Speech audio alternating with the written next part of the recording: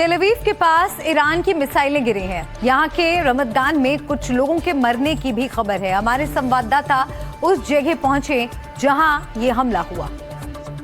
NDTV India आ पहुंचा है Ramadan Israel. बीती रात यहां पर ईरान की मिसाइल ने बहुत बड़ा हमला किया जिसमें 2 लोगों की मृत्यु हो गई। मेरे पीछे आप देख सकते हैं ये वो रिहायशी इलाका है जहां पर हमला हुआ। इनफैक्ट हम आपको वो दृश्य दिखा रहे हैं जहां पर ये मिसाइल गिरी। घर के बीचों बीच मिसाइल ने बहुत बड़ा एक सुराख कर दिया। दंपत्ति 70 वर्षीय दंपत्ति यहाँ पर सो रहे थे। उस वक्त रात को यह हमला हुआ। उनको बिल्कुल समय नहीं मिला वहाँ से निकलने का और बॉम्ब शेल्टर में जाने का। उनमें से एक अपाहिज थे और दोनों बहुत ज़्यादा बुजुर्ग थे और वो वहाँ से नहीं निकल पाए। आप अभी देख सकते हैं कि यहाँ पर बहुत ज़्यादा लोग इकट्ठा हुए हैं। यहाँ पर बताया जा रहा है कि राष्ट्रपति आइजैक हेrzog जो इजराइल के राष्ट्रपति हैं वो यहाँ आ रहे हैं मुआयना करने के लिए, लोगों से मिलने के लिए, उनके साथ सांत्वना जताने के लिए, सॉलिडारिटी दिखाने के लिए। लेकिन ये तस्वीरें खास आपको रमदान से आ रही हैं, इजराइल से, जहां ईरान का एक नया हमला हुआ है जिसमें 2 लोग मारे गए हैं और 4 लोग घायल हुए हैं। तो अभी स्थिति सामान्य से बिल्कुल परे है। यहाँ पर लगातार इजराइल में ईरान की तरफ से हमले हो रहे हैं और इजराइल और अमेरिका भी पूरी तरीके से ईरान पर जो है मिसाइलें दाग रहा है। 19 दिन हो चुके हैं और अभी अर्थव्यवस्था हो या फिर कूटनीतिक तौर पे स्थिति हो मिडिल ईस्ट की, पूरी तरीके से असमंजस में है। और अब इंतजार उसका कि कब ये जंग जो है खत्म होगी या रशिया यूक्रेन की तरह ही ये जंग अभी तक जारी रहेगी। यहाँ रमदान इजराइल से आदित्य राज कौल, एनडीटीवी इंडिया के लिए। अली लारिजानी और बासिज फोर्स के जनरल गुलाम रजा सुलेमानी की मौत के बाद ईरान बुरी तरह बौखला गया है। वो प्रतिशोध की ज्वाला में बुरी तरह दहक रहा है और अब उसने उठा ली है तीसरी कसम की मिटा देंगे हम। जी हाँ, ईरान ने साफ कर दिया है कि जितनी ताकत से ईरान पर हमला होगा उससे कहीं ज्यादा मजबूती से पलटवार किया जाएगा।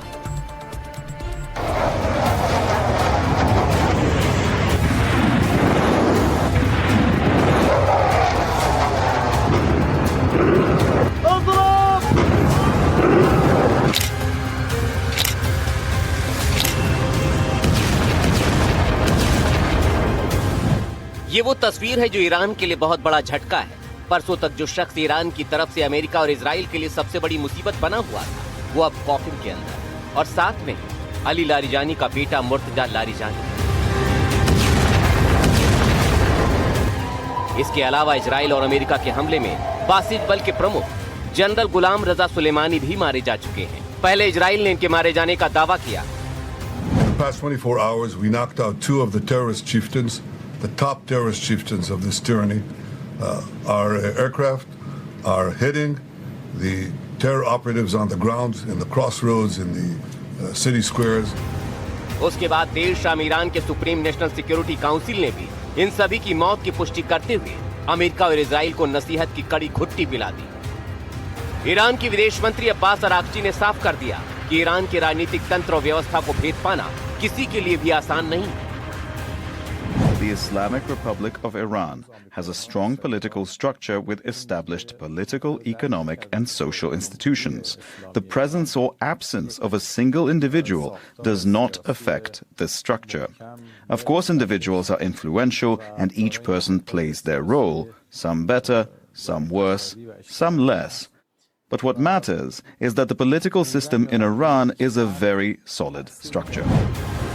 धमकी के साथ ही ईरान ने अमेरिका और इजराइल के खिलाफ नई कसम उठा ली है। ईरान ने अपनी आधुनिक और पहले से ज्यादा घातक मिसाइलों का इस्तेमाल शुरू कर दिया है। ईरान ने साफ कर दिया है कि उसे चोट पहुंचाने वालों को ईरान की मिसाइलें छोड़ेंगी नहीं। ये उसी घातक प्रहार की सबसे ताजा खेप है।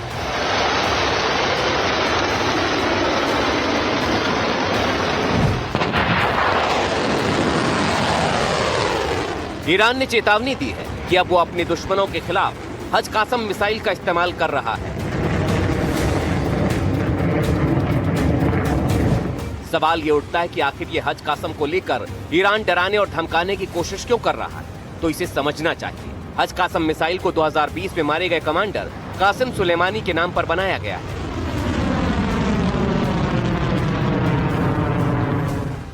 मध्यम दूरी की 1400 किलोमीटर दूरी तक मार करने वाली ये घातक मिसाइल है जो मैक 12 यानी करीब 15,000 किलोमीटर प्रति घंटे की रफ्तार से हमला करने में सक्षम है। ये मिसाइल बंकर, मोटे कंक्रीट ढांचे और सुरक्षित सैन्य ठिकानों पर प्रहार करने में सक्षम है। इसे घातक और सटीक हमलों के लिए जाना जाता है, यानी टारगेट पर 100% सटीक हमले में सक्षम है। ये missile manoeuvrable re entry vehicle MARV तकनीक से लैस है। इसका मतलब ये है कि ये मिसाइल आखिरी समय में भी दिशा बदल सकती है। रडार और मिसाइल डिफेंस सिस्टम से बचने के लिए MARV तकनीक का इस्तेमाल किया जाता है, यानी दुश्मन के रडार और मिसाइल इसे आसानी से भेद नहीं सकते। ये थाड और एरो जैसे डिफेंस सिस्टम को भी भेदने में माहिर है। सूत्रों की माने तो इसे खास तौर पर अमेरिका के बेस और इजराइल पर हमलों के लिए बनाया गया है। तो क्या माना जाए, अमेरिकी बेस और इजराइल में हो रहे सटीक हमलों के पीछे क्या हज कासम जैसी मिसाइलें ही जिम्मेदार हैं, जिसकी काट अमेरिका और इजराइल के पास नहीं है, और इसी के दम पर ईरान इजराइल के आयरन डोम को आसानी से भेद कर तबाही मचा रहा है। Bureau report, NDTV India.